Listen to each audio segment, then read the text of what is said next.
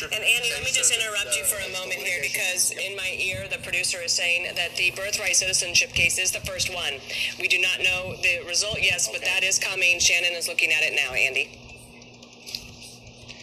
Yeah, you know, I have to make one overarching observation about this, Dana. When we were here last year doing all this, it felt much more consequential. Not to say that Supreme Court cases are anything other than consequential, but last year we had these cases that were on which the balance of the 2024 election seemed to rise and fall, and I'm kind of thankful to be back in an environment where the Supreme Court is doing what the Supreme Court does, and it doesn't feel like the democracy itself hinges on it. And Jonathan, as we stand by and wait for Shannon Bream to update us on what the decision was, the way I understand it is SCOTUS isn't necessarily ruling on the constitutionality of birthright citizenship, the 14th Amendment. They're going to be ruling on the ability for these lower district judges to issue these nationwide injunctions. So depending on what we hear today, we're still going to have question marks about birthright citizenship. Is that right? That's right. And with the national injunctions or universal injunctions issue, the justices obviously were concerned. They have previously expressed their discontent with district courts issuing these orders. So there does seem to be a majority saying that this exceeded authority. The question is, how will they thread this needle? How will they limit the district courts? Jonathan, let me just interrupt you. I'm sorry for the interruption, but Shannon has some information for us. Let's go to you, Shannon Bream. You're there with that case? Okay, yes. So this is at least a partial, if not a full, and we're reading this because there are several concurrences here, but it's written by Justice Barrett, which goes against the ruling that I just gave the guidance because she's one of the least junior justices, but she was assigned to write this opinion. And essentially what she says, some say that the universal injunctions give the judiciary a powerful tool to check the executive branch, but she says federal courts do not exercise general oversight of the executive branch. They resolve cases and controversies consistent with the authority Congress has given to them. When a court concludes the executive branch has acted unlawfully, the answer is not for the court to exceed its power, sounding very much like they are limiting these injunctions. We know here that they have granted at least partially the stay to these preliminary injunctions, but they say only to the extent that the injunctions are broader than necessary to provide complete relief to each plaintiff withstanding to sue.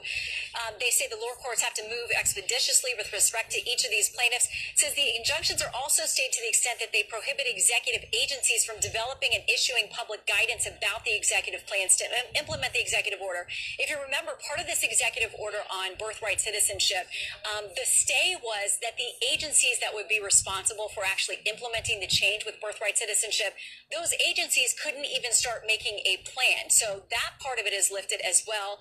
We do see that the dissent here comes from the three justices you expect. It looks like Justice Sotomayor filed the dissent. Kagan and Jackson joined that.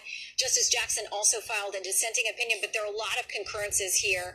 Justice Thomas, Justice Alito, there are others. So we'll parse through this, but at its first blush, it looks like this is a win in putting a limit on these nationwide injunctions. We'll see how far those limits go as we dig back through this. Got it. I want to bring Jonathan Turley back in. Shannon, thank you. So Jonathan, it sounds like this is kind of what you were mentioning earlier. 6-3 decision granting a partial stay on these nationwide injunctions unless there's a broader impact. Kind of decipher that for us.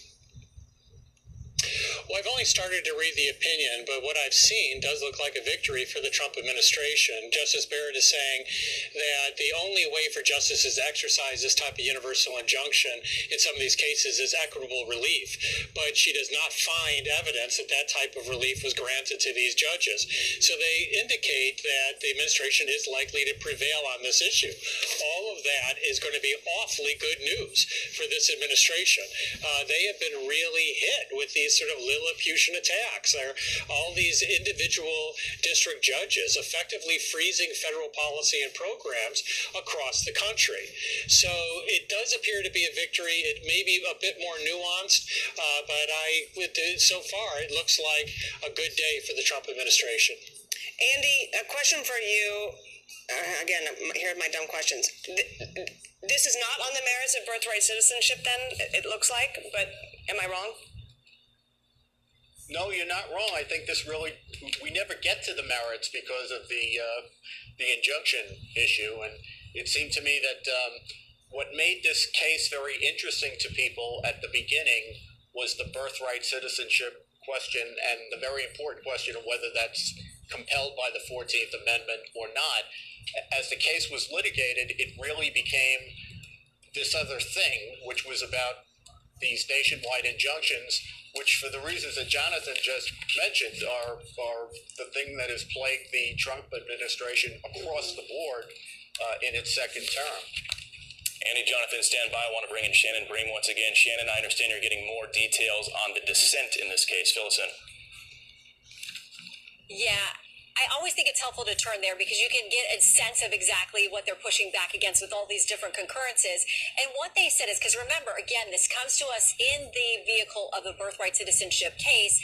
And the questions at oral arguments were, okay, what if district judges decide differently and they aren't able to give an order for the entire country? Would a child be born in New Mexico have a different right than one in New Jersey, depending on how those judges have ruled in different places? Justice Sotomayor, writing for the dissent, says the parents of children covered by what she's calling the citizenship order would be well advised to file promptly class action suits and to request temporary injunctive relief for the class pending class certification. And so she's saying, listen, if you're one of these parents who are worried about what's going to happen with the citizenship of your child, you should be out there filing so that there will not be this patchwork, that every district will have an opportunity to weigh in. But she also says, get these cases moving quickly. She says lower courts would be advised to act swiftly on these requests for relief and to adjudicate the cases as quickly as they can so as to enable this court's prompt review, saying we have not decided that birthright citizenship question. We want the lower courts to act quickly so there's not this patchwork, so it gets back here and they actually answer the question on substance. She goes on to say this: today the court abdicates its vital role in these efforts, saying with the stroke of a pen, the president has, quote, made a solemn mockery of our Constitution. She said, pointing at the president, and then she goes on to blame the court rather than stand firm. This court gives way. So clearly the dissent not in line with what has been decided by the majority of this court. Again, we'll continue to read through those concurrences as well. Andy, here's a little bit from what Justice Amy Coney Barrett wrote in the majority part. She said that federal courts do not exercise general oversight of the executive branch. They resolve cases and controversies consistent with the authority Congress has given them. And then this is a sentence I really noted. She said, when a court concludes that the executive branch has acted unlawfully, the answer is not for the court to exceed its power to. And that might just be where this all came down to, Andy. Well, yeah, of course. What they're saying is that this practice of nationwide injunctions, which we went almost 200 years of American history without having a single one, involves a court not only making a decision that binds the parties before it, but making a decision for the whole nation under circumstances where the court is the non-political branch that doesn't answer to the people whose lives are affected by these rulings. And I think it's interesting what Shannon just told us about Justice Sotomayor's suggestion that you go to class actions. That would even that I think would be a victory for the Trump administration in the sense that class actions are much more rigorous and much more regulated than the idea of these district judges in a completely untethered way just making rulings that apply to the whole country. I'm Steve Ducey. I'm Brian Kilmeade. And I'm